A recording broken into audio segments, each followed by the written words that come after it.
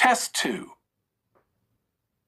You will hear a number of different recordings, and you will have to answer questions on what you hear. There will be time for you to read the instructions and questions, and you will have a chance to check your work. All the recordings will be played once only.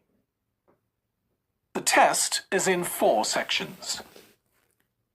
At the end of the test, you will be given 10 minutes to transfer your answers to an answer sheet. Now turn to Section 1.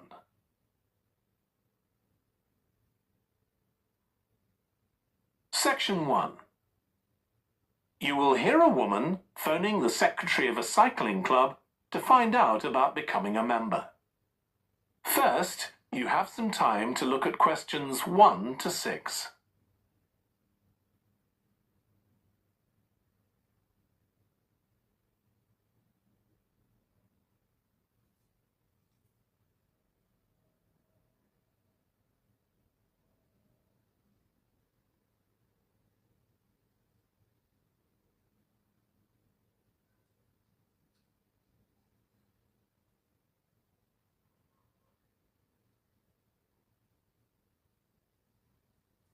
You will see that there is an example that has been done for you.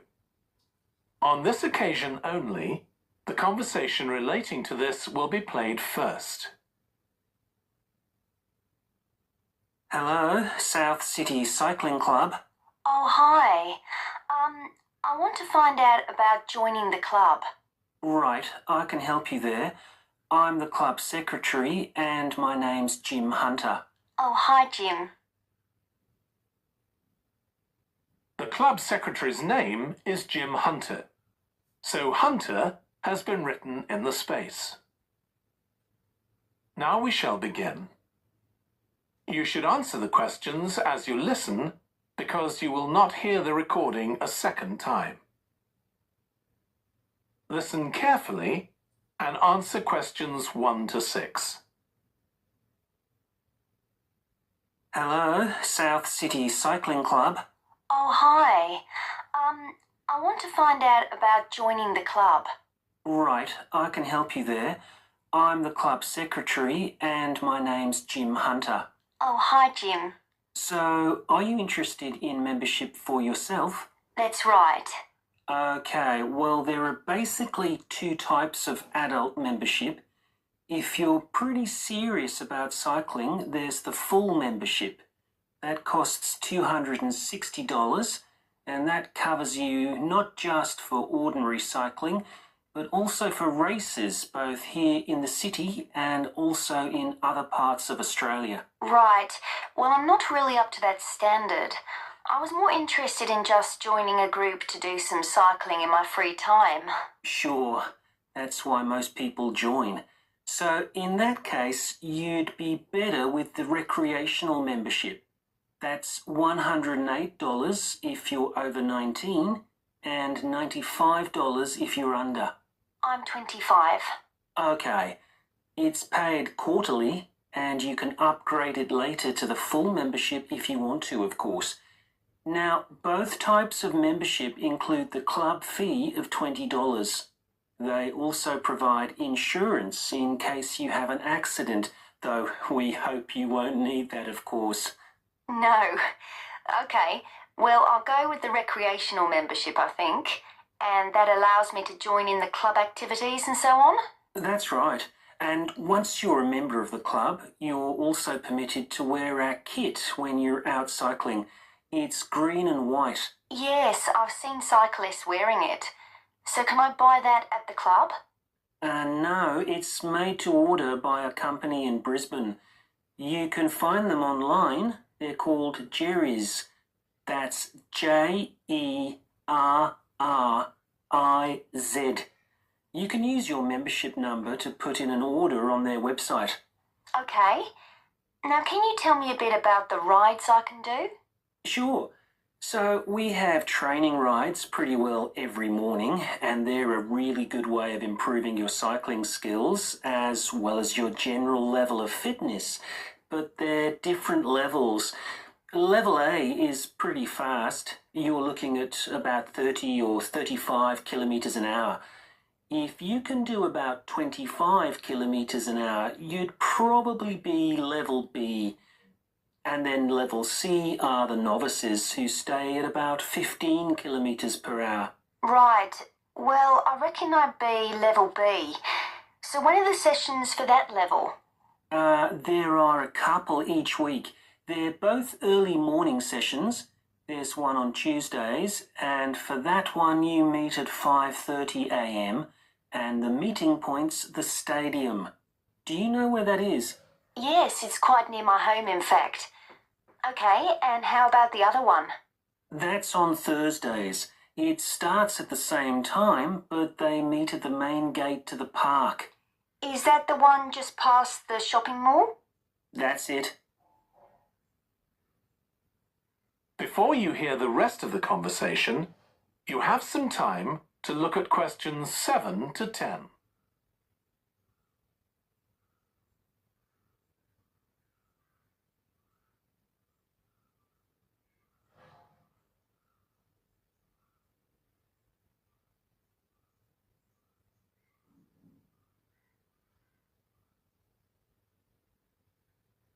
Now listen and answer questions 7 to 10. So how long are the rides? They're about an hour and a half, so if you have a job, it's easy to fit in before you go to work. And the members often go somewhere for coffee afterwards, so it's quite a social event. Okay, that sounds good. I've only just moved to the city, so I don't actually know many people yet. Well, it's a great way to meet people. And does each ride have a leader? Sometimes, but not always. But you don't really need one. The group members on the ride support one another anyway. How would we know where to go? If you check the club website, you'll see that the route for each ride is clearly marked. So you can just print that out and take it along with you. It's similar from one week to another, but it's not always exactly the same. And what do I need to bring? Well, bring a bottle of water and your phone. You shouldn't use it while you're cycling, but have it with you. Right. And in winter, it's well before sunrise when we set out, so you need to make sure your bike's got lights. That's okay. Well, thanks, Jim. I'd definitely like to join. So what's the best way of going about it? You can... That is the end of section 1. You now have half a minute to check your answers.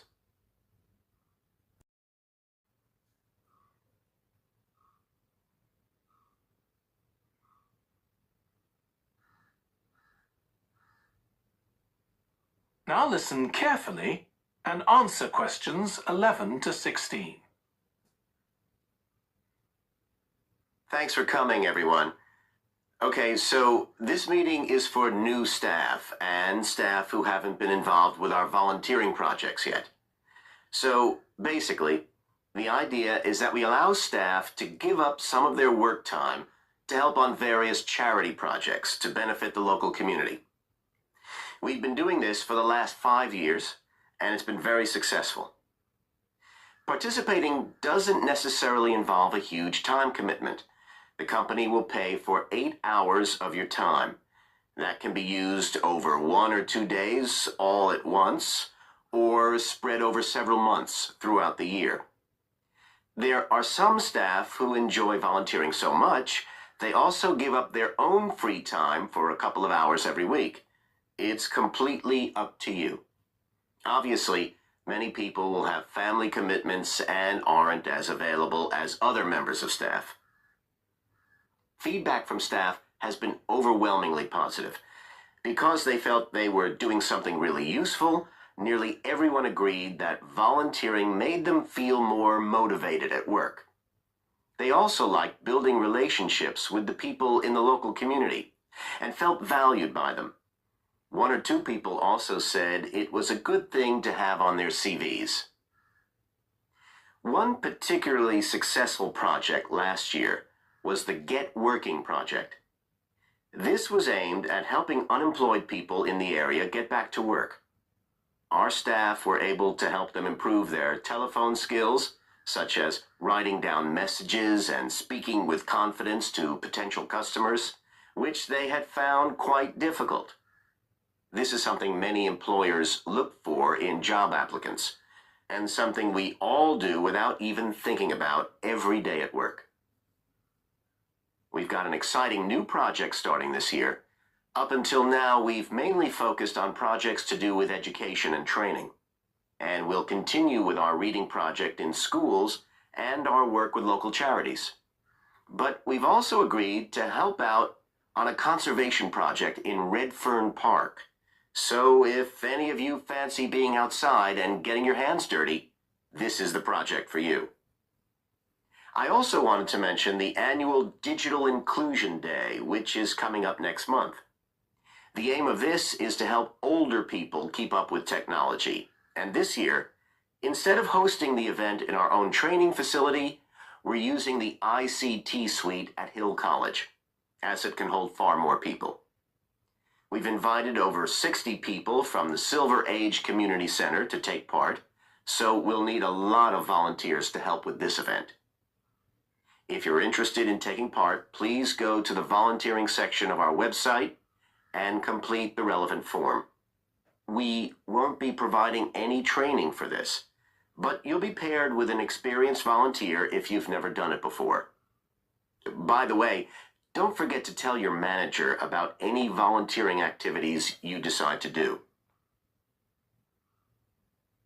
Before you hear the rest of the talk, you have some time to look at questions 17 to 20.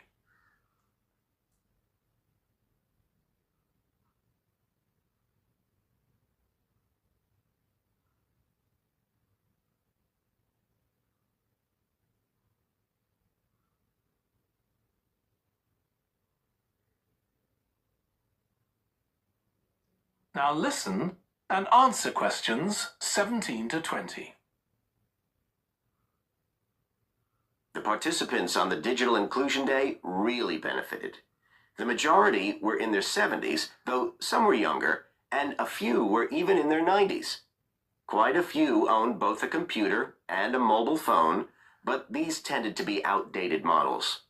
They generally knew how to do simple things like send texts, but weren't aware of recent developments in mobile phone technology. A few were keen to learn, but most were quite dismissive at first. They couldn't see the point of updating their skills. But that soon changed. The feedback was very positive. The really encouraging thing was that participants all said they felt much more confident about using social media to keep in touch with their grandchildren, who prefer this form of communication to phoning or sending emails. A lot of them also said playing online games would help them make new friends and keep their brains active. They weren't that impressed with being able to order their groceries online, as they liked going out to the shops, but some said it would come in handy if they were ill or the weather was really bad. One thing they asked about was using tablets for things like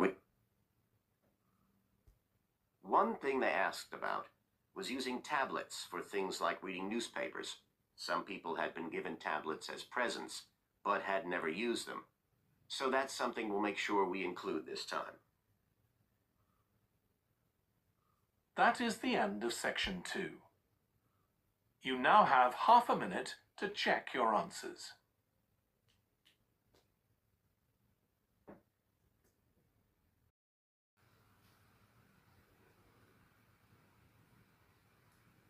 Now turn to section 3.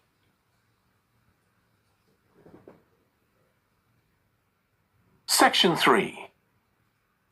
You will hear a student called Russ consulting his tutor about a presentation he is preparing on nanotechnology, the study of materials on an extremely small scale.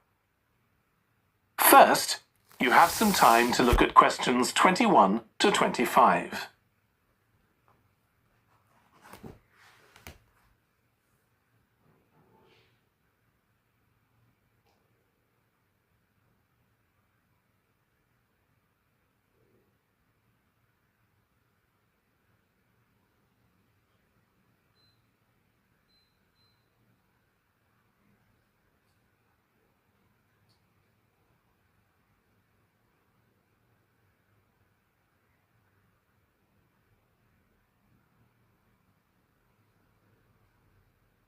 Now listen carefully and answer questions 21 to 25.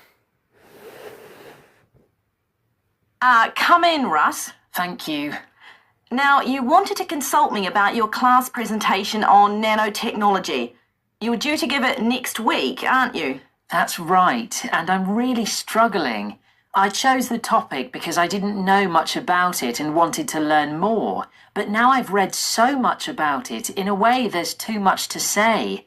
I could talk for much longer than the 20 minutes I've been allocated. Should I assume the other students don't know much and give them a kind of general introduction, or should I try and make them share my fascination with a particular aspect? You could do either, but you'll need to have it clear in your own mind. Then I think I'll give an overview. Okay, now one way of approaching this is to work through developments in chronological order. On the other hand, you could talk about the numerous ways that nanotechnology is being applied. You mean things like thin films on camera displays to make them water repellent, and additives to make motorcycle helmets stronger and lighter? Exactly. Or another way would be to focus on its impact in one particular area, say medicine or space exploration. That would make it easier to focus. Perhaps I should do that. I think that would be a good idea. Right. How important is it to include slides in the presentation? They aren't essential by any means, and there's a danger of tailoring what you say to fit whatever slides you can find. While it can be good to include slides, you could end up spending too long looking for suitable ones. You might find it better to leave them out. I see. Another thing I was wondering about was how to start. I know presentations often begin with, first I'm going to talk about this, and then I'll talk about that. But I thought about asking the audience what they know about nanotechnology. That would be fine if you had an hour or two for the presentation, but you might find that you can't do anything with the answers you get, and it simply eats into the short time that's available. So maybe I should mention a particular way that nanotechnology is used to focus people's attention. That sounds sensible. What do you think I should do next? I really have to plan the presentation today and tomorrow. Well, initially, I think you should ignore all the notes you've made, take a small piece of paper and write a single short sentence that ties together the whole presentation. It can be something as simple as, nanotechnology is already improving our lives. Then start planning the content around that. You can always modify that sentence later if you need to. Okay. Before you hear the rest of the discussion, you have some time to look at questions 26 to 30.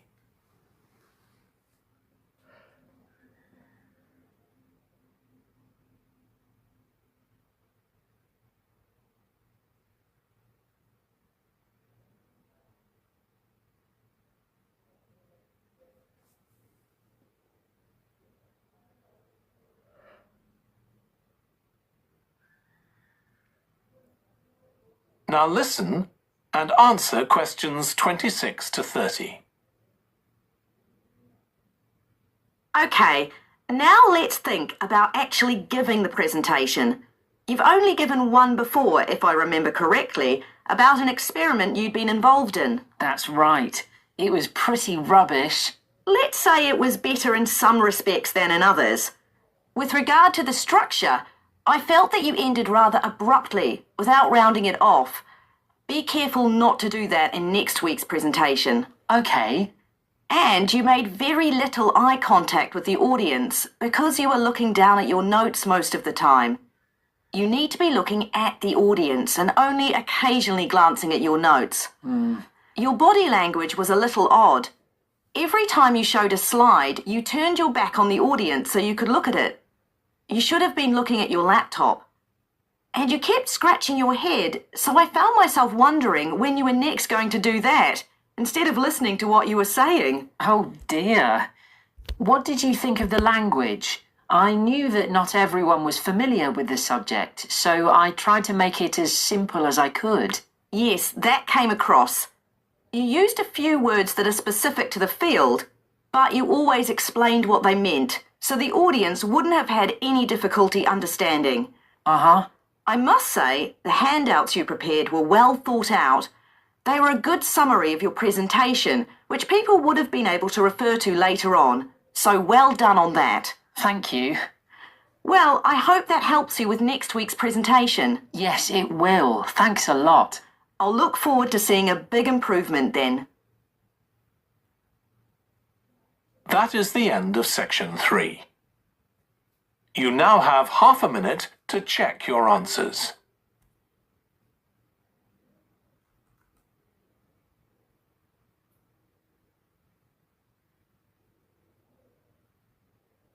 Now turn to section 4.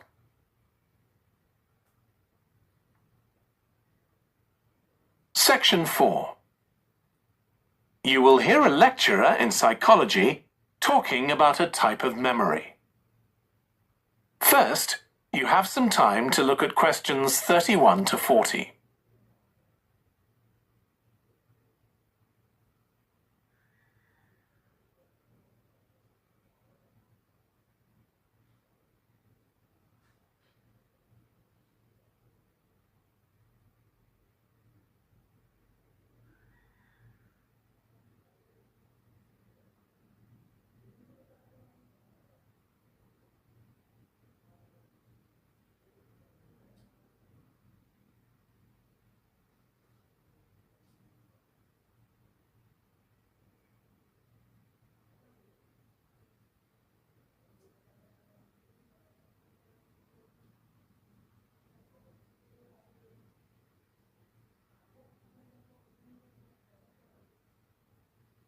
Now listen carefully and answer questions 31 to 40.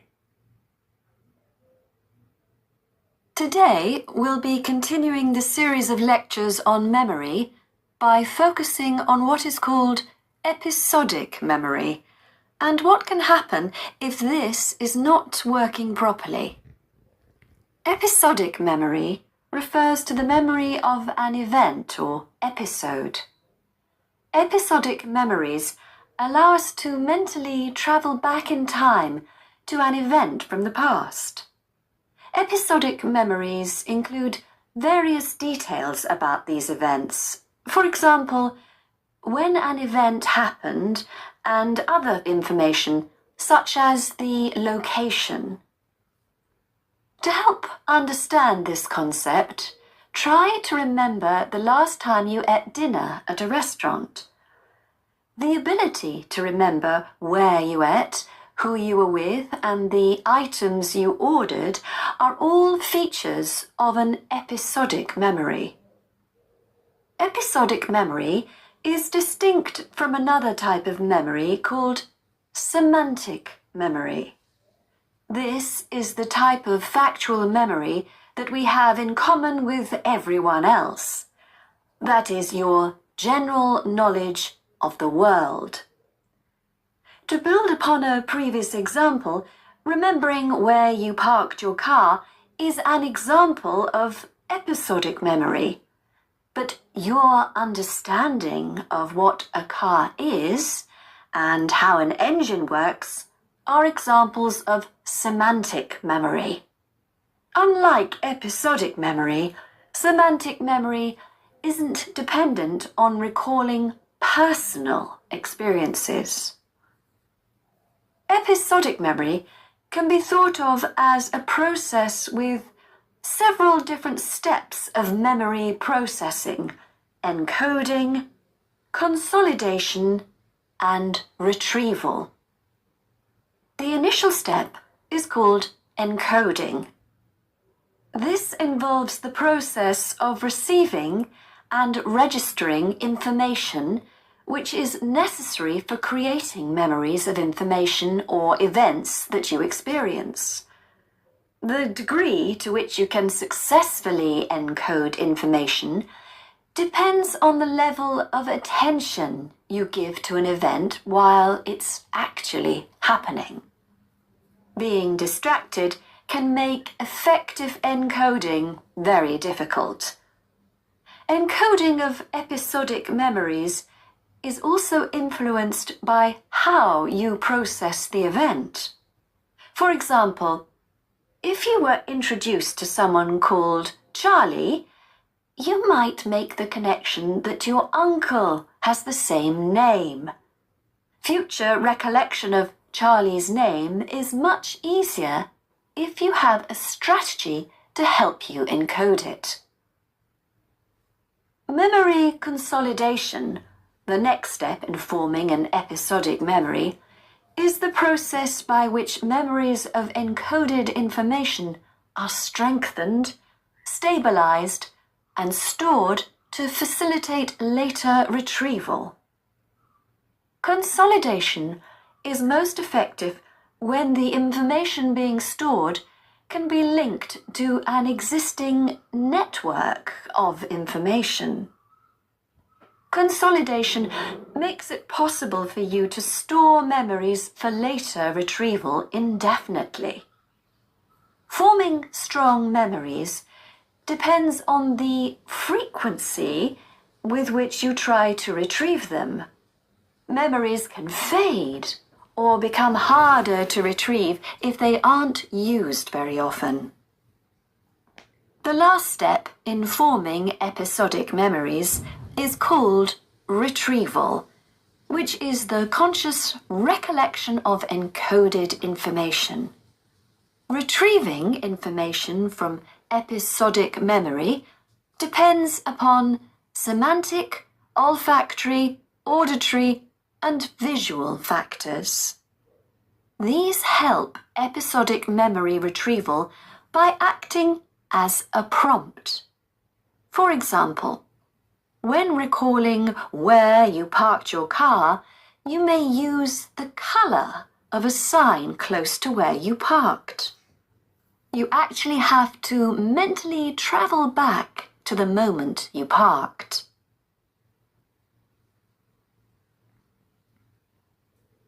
There are a wide range of neurological diseases and conditions that can affect episodic memory. These range from Alzheimer's to schizophrenia to autism. An impairment of episodic memory can have a profound effect on individuals' lives. For example, the symptoms of schizophrenia can be reasonably well controlled by medication. However, patients' episodic memory may still be impaired, and so they are often unable to return to university or work. Recent studies have shown that computer-assisted games designed to keep the brain active can help improve their episodic memory. Episodic memories can help people connect with others, for instance by sharing intimate details about their past, something individuals with autism often have problems with. This may be caused by an absence of a sense of self. This is essential for the storage of episodic memory and has been found to be impaired in children with autism. Research has shown that treatments that improve memory may also have a positive impact on children's social development. One study looked at... That is the end of section 4. You now have half a minute to check your answers.